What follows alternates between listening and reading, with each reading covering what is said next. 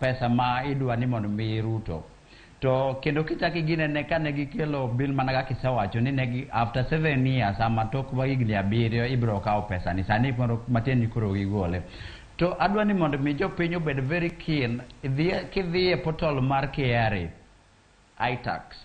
Tibiro ng'iyo ka housing levy already oseket kacha matiende ni kaka no iwuondowa ni ma ne en mana saving ma en mana mar creating jobs, kumbe ma en ushuru mane jogi dwa kalo through backdoor. Ne gidwa pitisha gi dhot machien.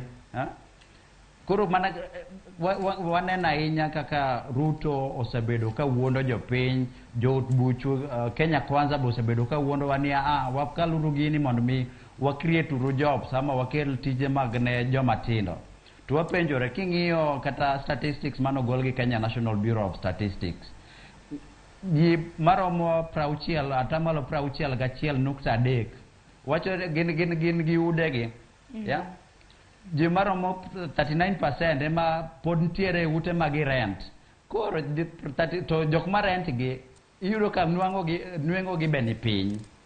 Koro kata ka ichaki ngado gi 3% ni matiende ni ibro medo inyo jopiny kabisa, ibro keto ting' mapek ne jopiny.